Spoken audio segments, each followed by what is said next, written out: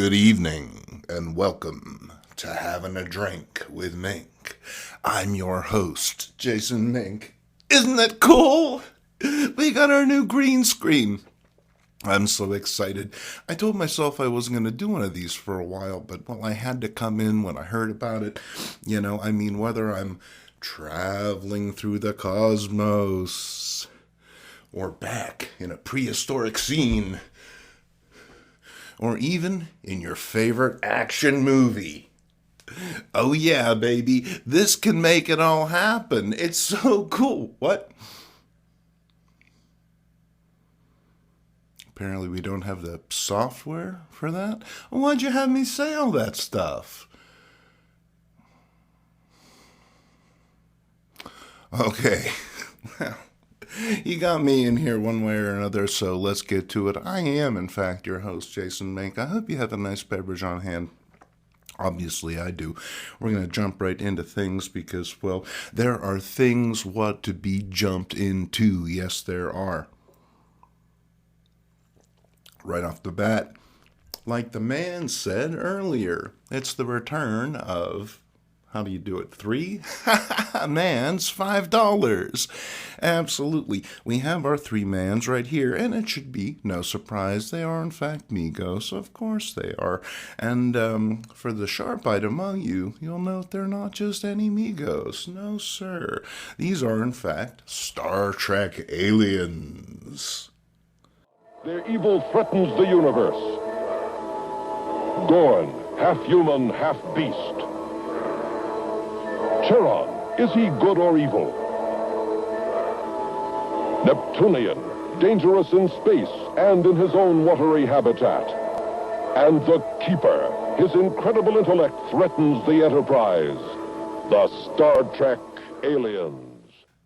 The Star Trek aliens. That's right, and I'm happy to say that now I have all 5 of the first series. Technically there were 4 because the Klingon came out with the original characters. When Migo realized how popular those original characters were, they knew that kids would want some aliens to play with. And provide us aliens they did. And while you have more show-accurate representations like Frank Gorshin's Charon, brilliantly represented right there. You have other things that are, a little more slightly off the mark, like the Gorn. Migo decided to take their lizard head, mold it in brown, dress them up like a Klingon, and say, close enough.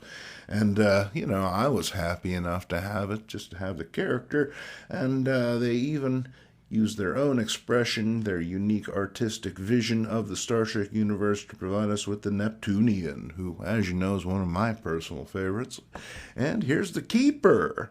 And initially, the Keeper was offered in a white robe with some orange piping, very distinctive, looking very close to what we would see on the TV show. Absolutely portrayed brilliantly by Clint Howard. Here he is, the Keeper, and when this figure came my way, he was nude, and he already looks shocked enough, so I wasn't going to have him parading around in a Starkers, and I racked my brain, I thought, surely I have like a white outfit, something to put him in to, approximate his appearance on the show, but in the end, I decided to dress him up in a Starfleet uniform. I figure, hey, why not?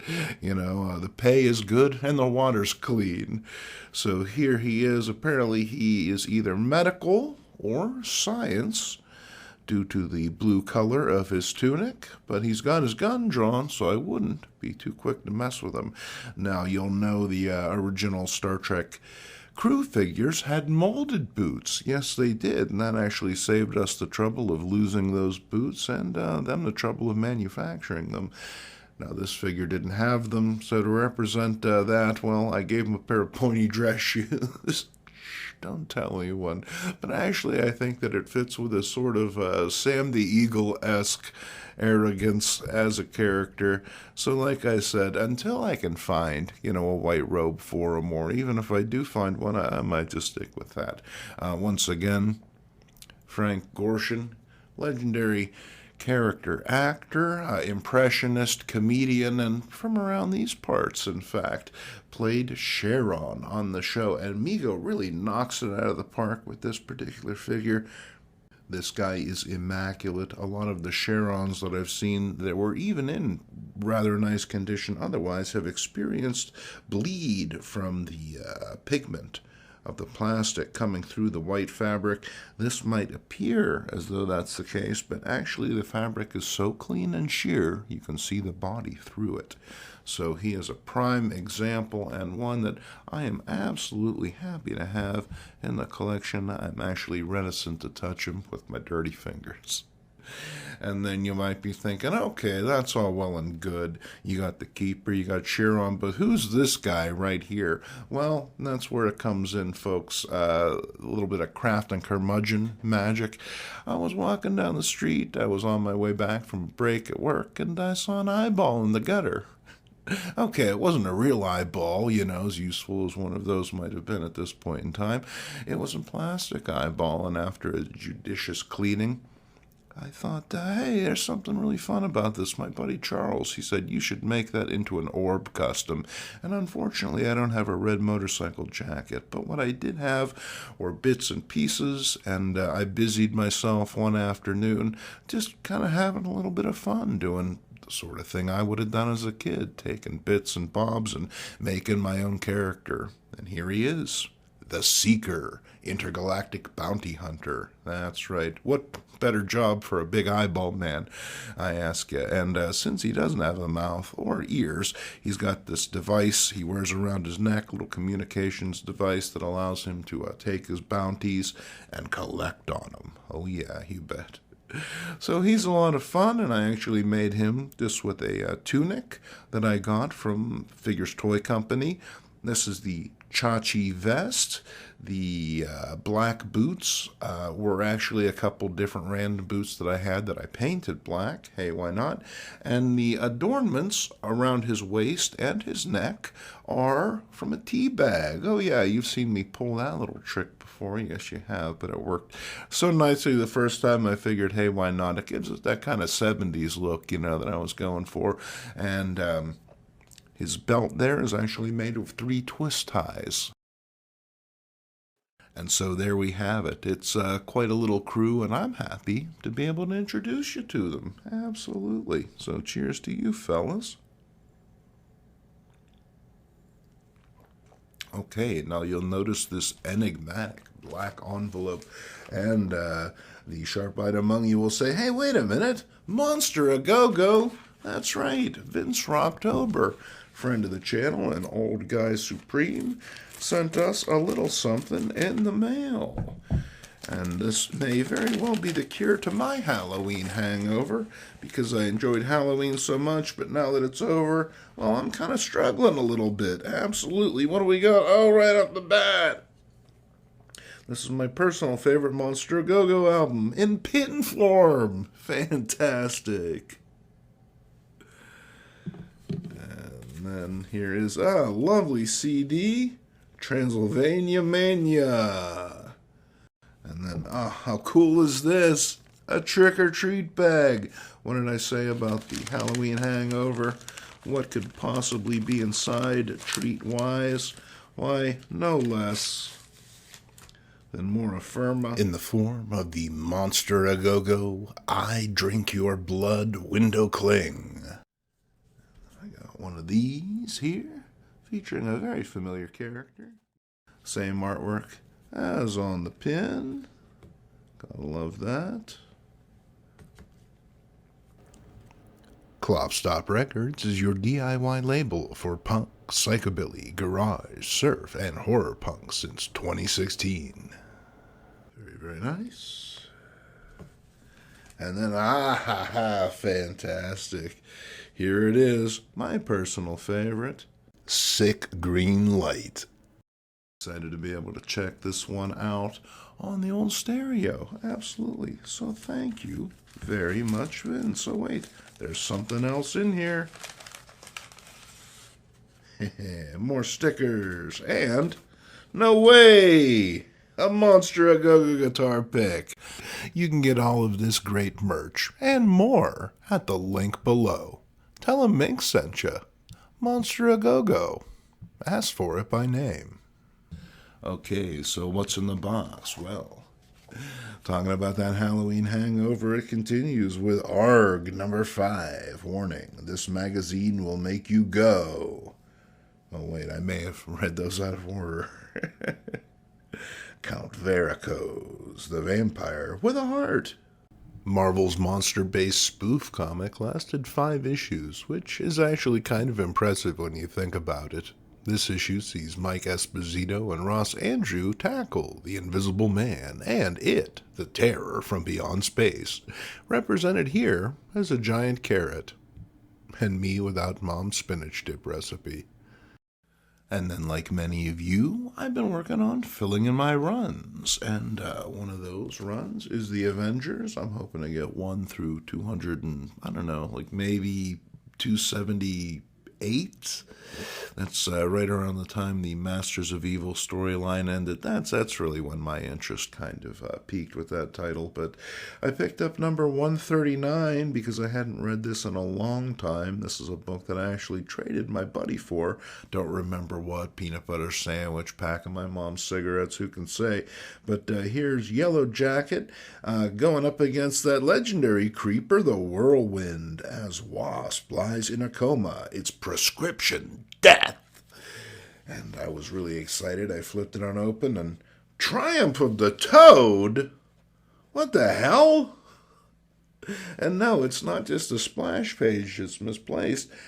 It's an entire comic. This is Incredible Hulk number 191.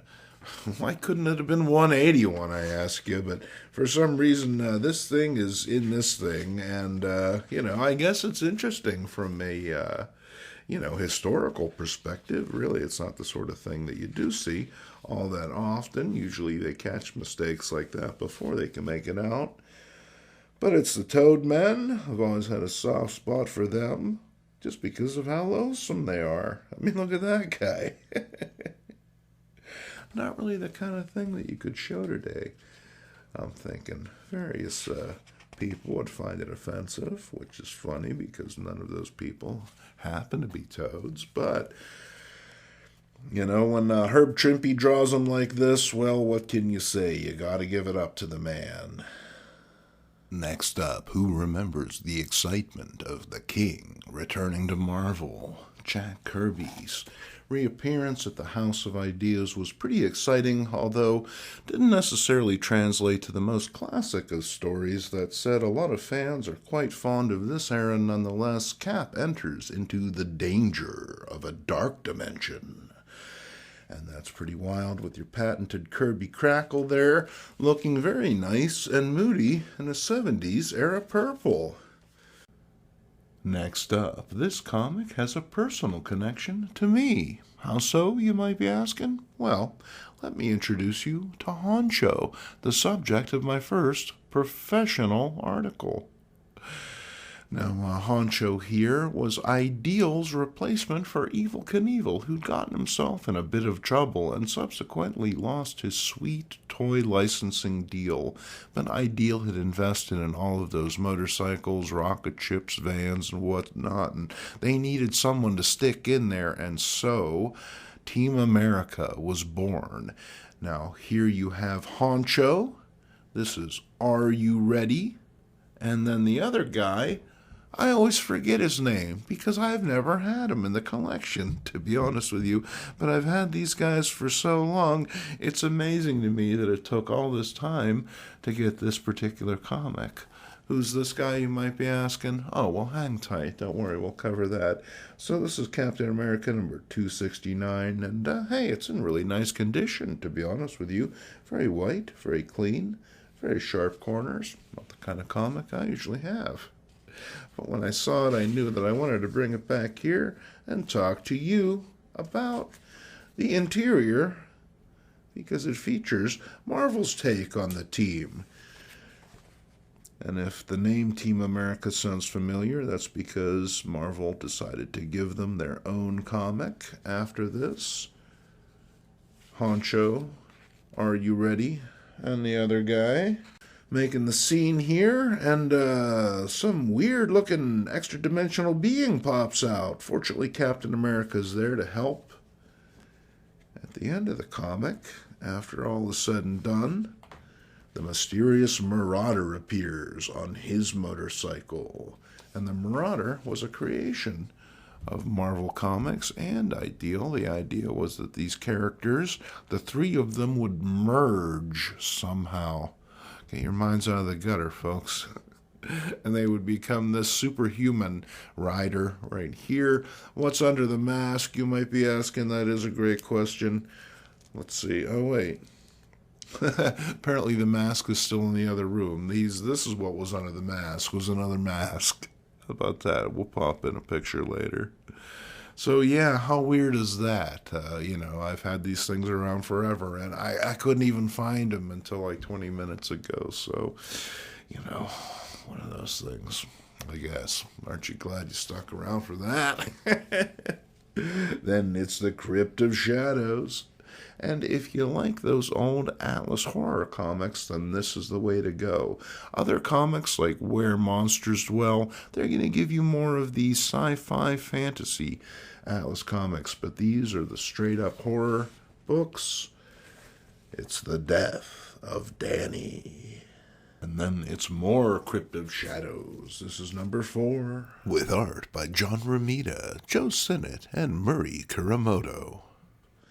And what a splash page right off the bat. You get a vampire with not one but 2 sets of wings, a werewolf, and a devil manifesting out of the flames. I think that you've already gotten your 20 cents worth, but wait, there's still a whole comic to enjoy. It's The Screaming Man. Didn't realize they wrote a story about me and my experiences on public transit. Then here we have Daredevil and Black Widow, number 100. They'd gone out to San Francisco to start a new life. How did that go for them? Well, right off the bat, we have Daredevil flying over the Golden Gate Bridge in a borrowed Avengers Quinjet. And, you think the guy would take better care of it. But no, what does he do? Instead of landing it, he hops out of the plane in midair and leaves it to fly itself all the way back to New York City. Wow, some people, huh? You do them a favor, and what do they do for you? But then on the inside, Daredevil seems to be hallucinating all of his deadliest enemies coming at him at once. What's that all about? Why, it's no less than hallucinations caused by Angar, the Screamer. And if the idea of an angry hippie seemed kind of incongruous to you, well, there was a whole lot less peace and love back then than you think. And then here's Defenders, number 4. And it's a key issue featuring the first appearance of Barbara Norris, Valkyrie. And there's Pegasus the horse there. They make quite the striking pair. And what's on the inside? Speaking of quite the striking pair, I'm not really sure what she's wearing as far as support wear goes, but wow. They made bras very differently back in the early 1970s. And not only do you get Barbie, but you get the Enchantress and Dane Whitman showing on up, slumming, if you will. The Defenders was always a place where characters would pop in and slum a little bit. Here's some very striking imagery of the Valkyrie Reborn. One side, men, and let your liberator at that cell door. Boy, the more things change, huh? And then, how about a little H.P. Lovecraft? I love my pa, and H.P. Lovecraft's Haunt of Horror comes to us from Marvel. It's a maxi series, and you're going to want to be careful because it features some explicit content with art by Richard Corbin. And the artwork in here, black and white, and stunning. Very odd and moody storytelling. Very evocative artwork. Strange subterranean creatures, men from the sea, ancient beings cracking the sky wide. Oh yeah, it's all inside. And then you even have the stories themselves in text form. And not only do you get a story, but you have 2 adaptations of H.P. Lovecraft's poems.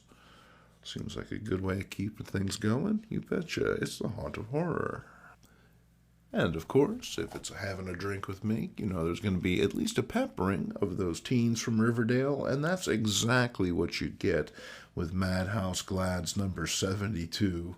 Or no, I'm sorry, 79. While it is an Archie giant, the gang only appear on the front cover.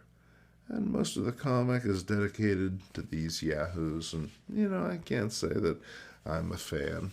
Although, that pizza does look pretty good. Larry, can we order a pizza? No pineapple this time. And speaking of pineapples, how about a nice Hawaiian punch?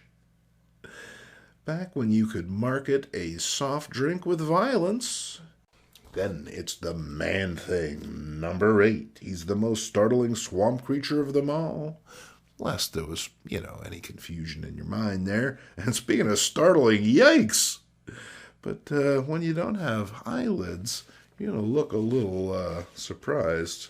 No doubt. And this, of course, has art by Plug. It's the Gift of Death. Aw, I wanted a new pair of slippers. It's getting cold.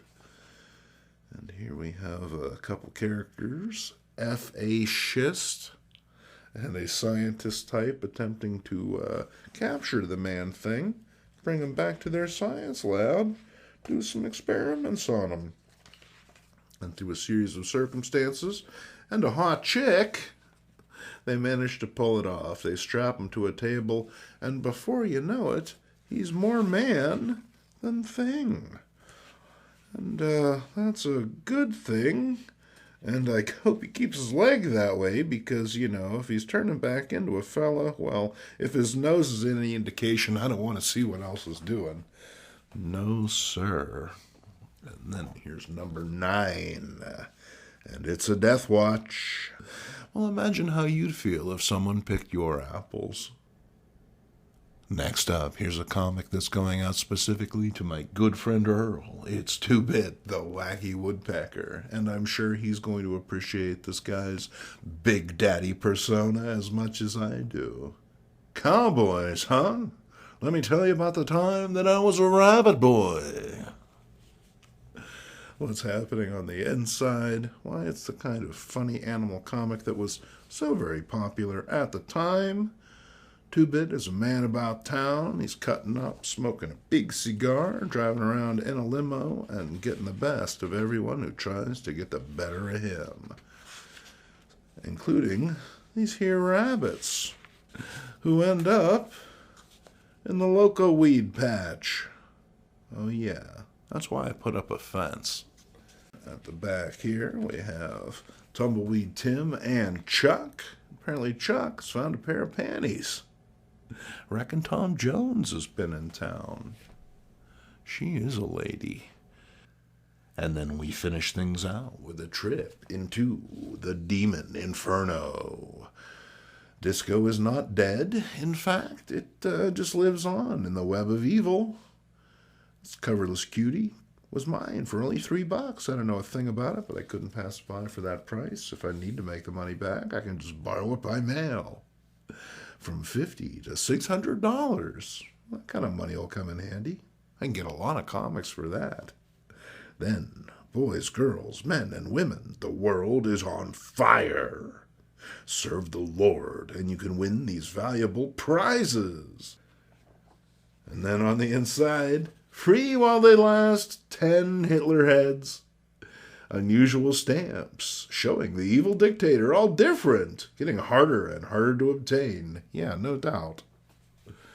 Pretty wild. But hey, that's what makes these old comics so much fun. Well, thank you for joining us on this episode of Having a Drink with Mink. I am your host, Jason Mink. Sorry about that. It'll be fixed one way or the other next time, yes? Okay. Well, from all of us to all of you, cheers.